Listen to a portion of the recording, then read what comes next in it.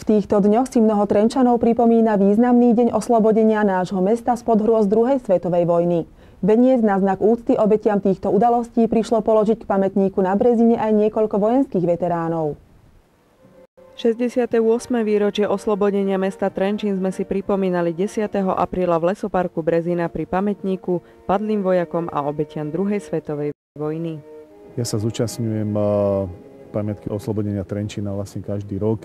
Bol som tu aj minulý rok a prišiel som veľmi rád aj tento rok. Som veľmi rád, že prišli aj ďalší ľudia, nielen teda priami účastníci, ktorí bojovali v oslobodení v roku 1945, ale aj mladá generácia ľudí, a to je veľmi dôležité, že aj mladí ľudia majú záujem o tie veci, ktoré sa tu diali v tých rokoch 1939 až 1945 a čo to vlastne pre týchto mladých ľudí znamená.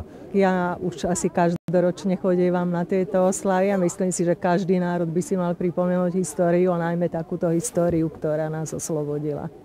Uctiť túto pamiatku si prišlo niekoľko významných hostí z vojenských radov, funkcionárov, ale aj bežných občanov, ktorí sú si vedomí významu tohoto dňa. V neposlednom rade sa tu stretli aj priami účastníci tejto udalosti. Druhá svetová vojna, hádam, histórii ľudstva bola najhoršia. My, čo sme to prežívali, tak čo sme videli hory mŕtvych, bojovali, čo sme, tak hádam, máme spomienky také, ako by sme to včera prežívali.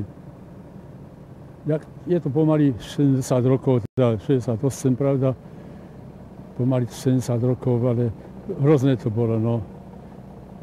Vojaci zomierali, ľudia čakali, kedy tá vojna skončí hrozná, mysleli si a žiadali si, aby sa už nikdy také niečo neopakovalo. Keby bolo ako, hlad, čo ja viem, čo všetko možné, ale aby taká vojna alebo niečo podobného sa už neopakovalo. Všetci ľudia tížko chodia. Padajú tiene z výše. A živí zdravia si svojich dobrých zo záhrobia. Tu cesta počína.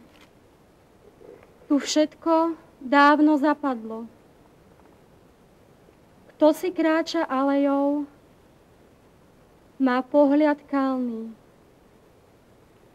Nebo je čisté, len lístie starých stromov ševelí tiché žalmy. Ja sa preto zúčastňujem tohto podujatia, aby som si uctil pamiatku jednak tých, čo bojovali a tí, čo vlastne ešte stále žijú, ale aj tých, ktorí v týchto ťažkých bojoch za slobodu a demokraciu zomreli.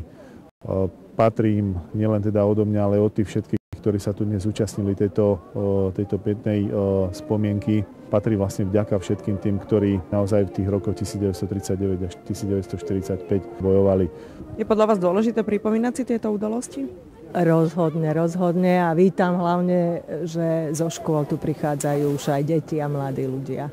Minulosť si pripomíname aj preto, aby sme sa z nej poučili a spomenuli si na činy, ktoré budovali našu budúcnosť.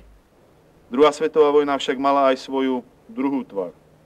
V nej sa odrážajú príbehy spojené so slovami ako vlastenectvo, odvaha, statočnosť, ľudskosť, hrdinstvo a nezištná pomoc. Sú to práve vojnoví veteráni, ktorí reprezentujú túto druhú tvár boja proti fašistickému zlu a porobe. Veteráni, ktorí bojovali za slobodu a demokraciu na frontoch druhej svetovej vojny, ktorí sa výrazne a nezmazateľne zapísali do kroniky ľudstva hrdinskými činmi, na ktoré môžeme byť právom všetci hrdí.